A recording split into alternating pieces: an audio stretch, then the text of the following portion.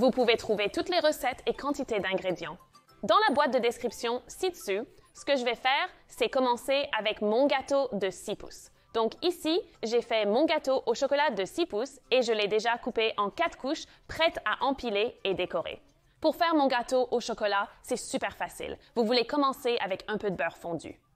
Et dans le beurre, vous voulez ajouter du sucre et le fouetter jusqu'à ce qu'il soit complètement incorporé. Ensuite, nous allons ajouter les œufs et les mélanger. J'aime utiliser un fouet car cela aide vraiment à casser les œufs.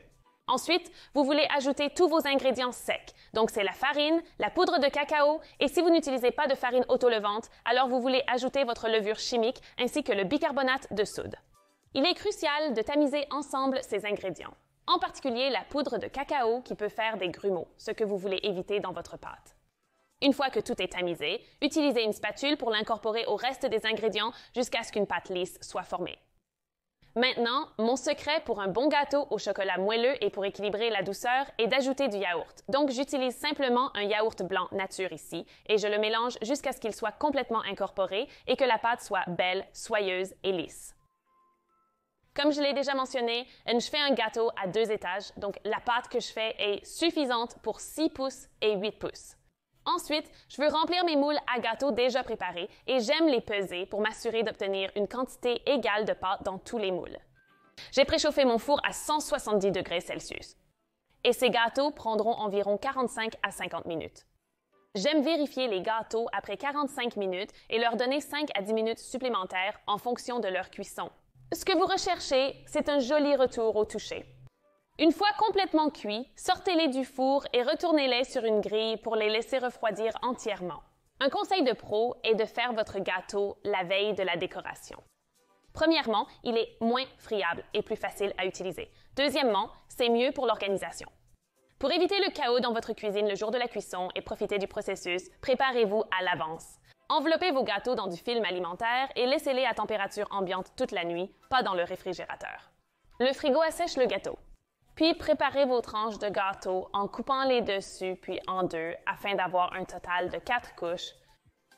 Et maintenant, ils sont prêts à être remplis. Donc, ce que j'ai fait ici, c'est de la crème au beurre de meringue suisse avec du chocolat Tony's fondu ajouté. Si vous savez déjà faire de la crème au beurre de meringue suisse, passez directement à la décoration. Sinon, voici un rapide récapitulatif. Vous voulez mettre vos blancs d'œufs et votre sucre dans le bol de votre batteur sur socle et les combiner à l'aide d'une spatule en caoutchouc.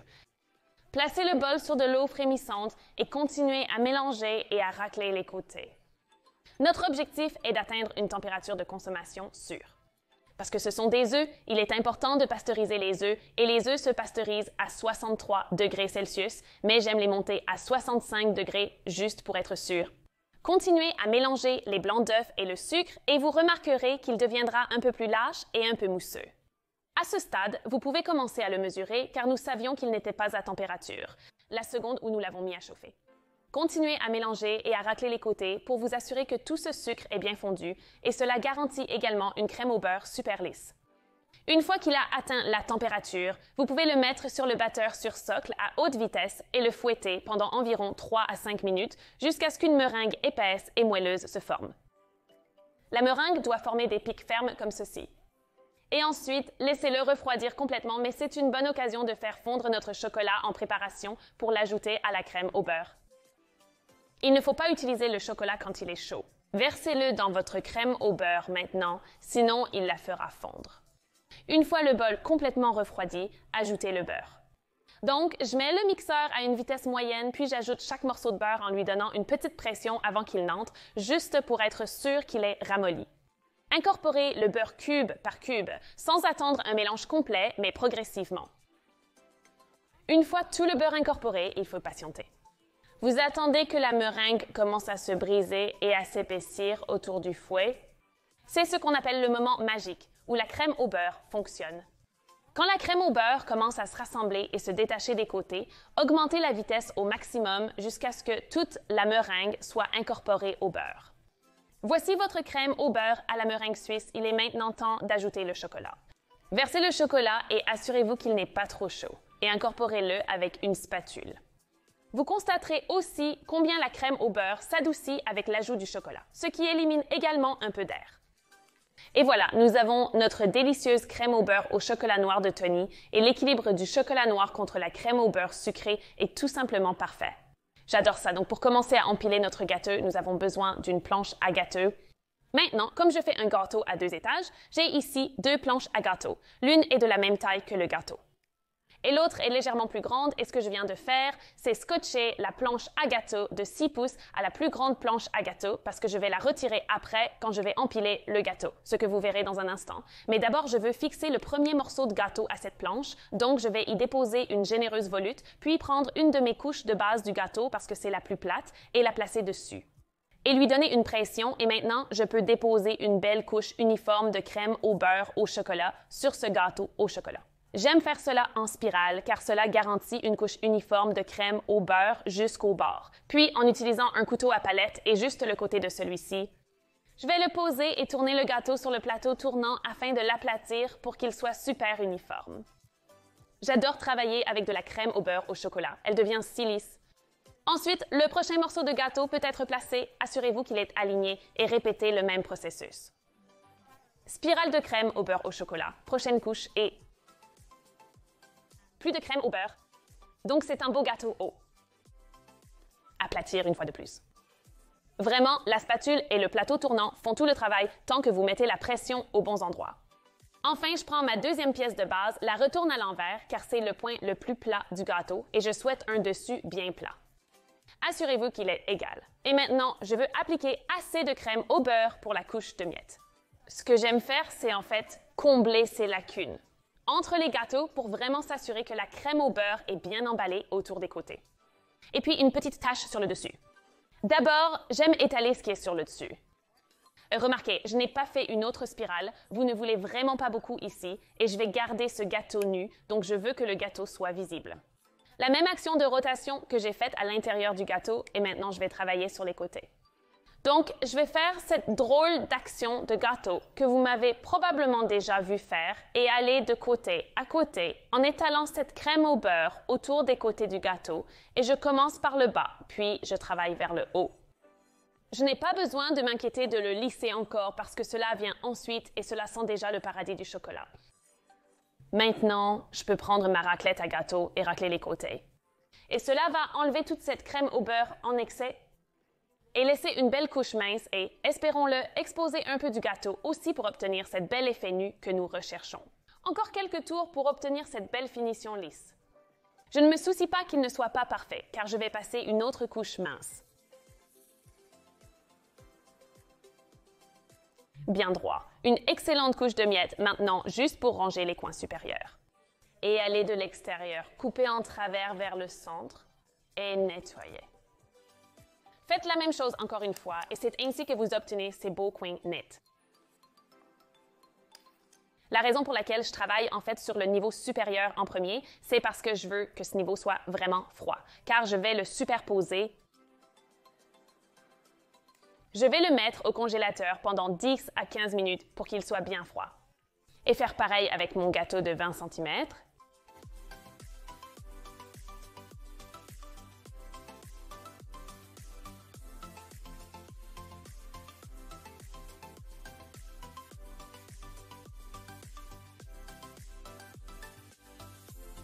Merci.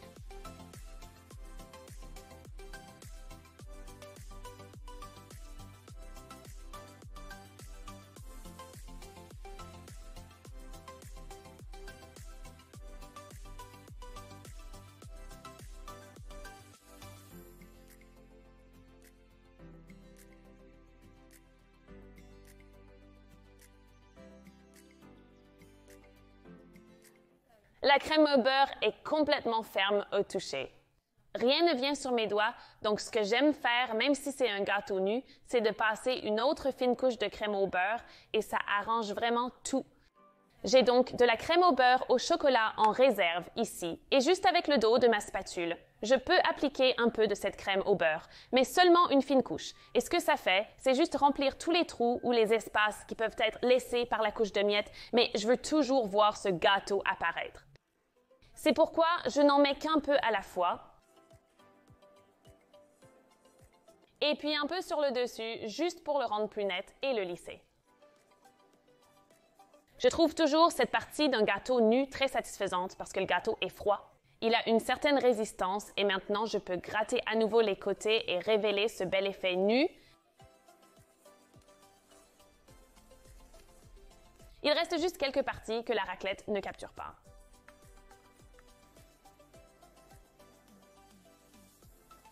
Et puis, comme avant, je nettoie ma spatule et je nettoie ses coins pour qu'ils soient bien nets et prêts pour les gouttes. Comme je superpose ce gâteau, je veux qu'il soit bien froid. Pour un seul étage, vous pouvez passer aux gouttes, mais je vais remettre celui-ci au congélateur pour le refroidir et faire la deuxième couche mince sur les 20 cm.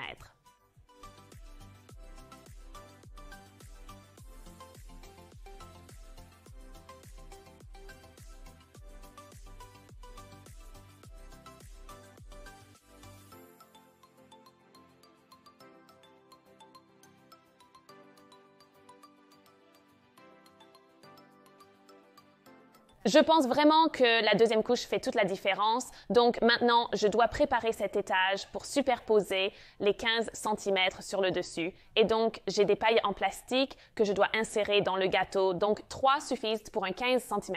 Je vais juste les pousser à travers et les espacer. Et j'ai utilisé une couleur vive exprès pour qu'il soit évident où se trouvent les pailles et que quelqu'un coupe à l'intérieur et veuille le manger. Vous ne voulez pas que quelqu'un mange des pailles? Donnez-lui un petit mouvement de va-et-vient. Et maintenant, je sais où le couper.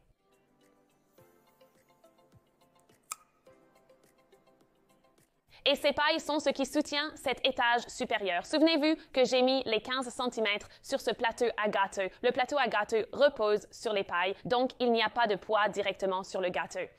Cet étage est prêt, donc je vais maintenant prendre les 15 cm. Donc les 15 cm sont bien froids. Donc avant de mettre cela sur le gâteau, j'ai besoin d'un peu de crème au beurre pour le fixer. J'en ai donc sur mon couteau à palette et je vais simplement en étaler un peu sur le dessus et ensuite, en utilisant le couteau à palette, je peux détacher ce gâteau de la planche. Cela s'est détaché assez facilement. Et n'oubliez pas de retirer ce morceau de ruban adhésif en dessous. Et ensuite, placez simplement le gâteau dessus et essayez de le centrer autant que possible. Je veux simplement remplir l'espace tout en bas, là où les deux niveaux se rencontrent. Donc, avec un peu de crème au beurre, je vais en appliquer juste tout en bas.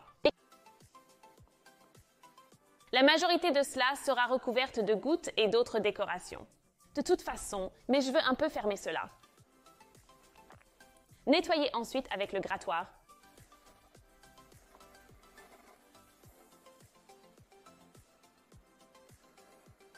Alors voilà, les deux niveaux sont bien empilés et maintenant il est temps de décorer et je vais commencer par les gouttes de chocolat. Donc pour mes gouttes de chocolat, j'utilise ma ganache au chocolat habituel. Donc j'ai fondu un peu de chocolat noir de Tony avec de la crème. Toutes les quantités sont indiquées dans la description. Mais je vais appliquer mes gouttes avec une poche à douille plutôt qu'avec une spatule, comme je le fais habituellement parce que je veux un peu plus de contrôle. Donc j'ai ici un sac à douille. Et je vais le mettre dans le verre. Et ensuite verser ce merveilleux chocolat directement à l'intérieur pour le remplir.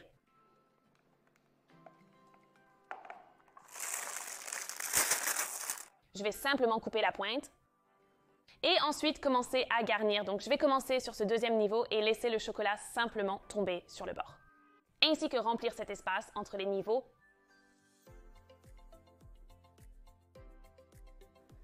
Quelques gouttes plus longues. Quelques plus courtes. Et cela donne vraiment vie au gâteau maintenant.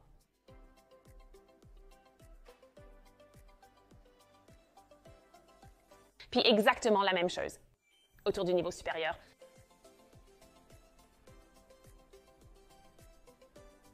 J'aime presser des quantités différentes à chaque fois pour obtenir plus de chocolat organique et ensuite je vais juste remplir le haut.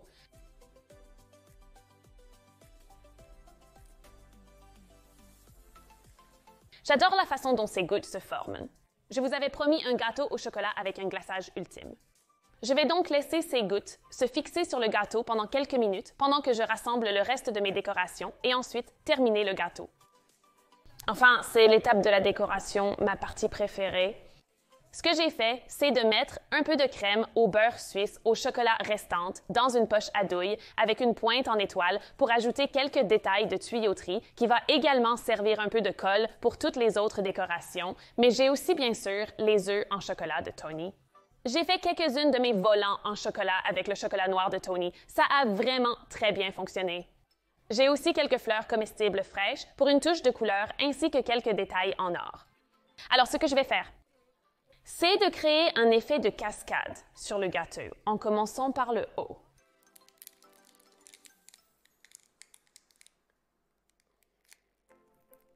Ensuite, je ferai descendre en cascade cette décoration le long du devant du gâteau.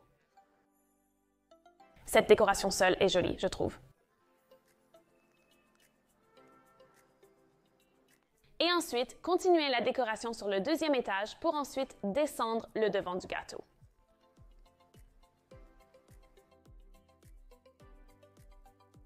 Donc, ce que je veux faire est en fait de continuer avec les œufs en chocolat et ensuite mettre les autres décorations pour le remplir. La texture sur les œufs apportera aussi une autre dimension. Donc, j'ai beaucoup d'œufs à passer en revue.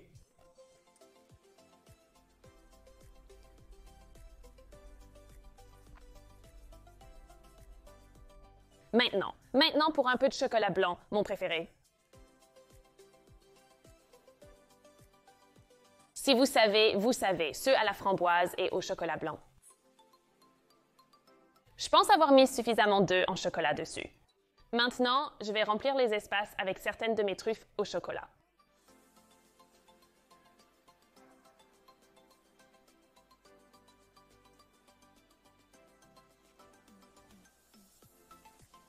Et pour sublimer ces truffes et certains œufs, j'utilise de la poussière d'or comestible. Je vais juste mettre en évidence certains de ces détails et vraiment le rehausser. J'adore l'or contre le chocolat noir. Une touche de feuilles d'or sur le devant pour lier toutes ces décorations dorées. Je voulais vraiment inclure de l'or sur ce gâteau parce que le chocolat de Tony est bien sûr enveloppé dans cette belle enveloppe dorée et cela fait une telle différence dans l'expérience de le manger. Et enfin, pour terminer et pour cette touche de couleur, parce que nous arrivons au printemps, certaines de ces fleurs comestibles.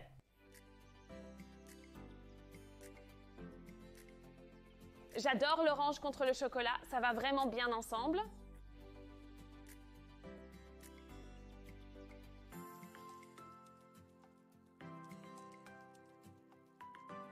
Et voilà, le gâteau ultime de Pâques avec du chocolat fondu complet avec les œufs de Pâques en chocolat de Tony.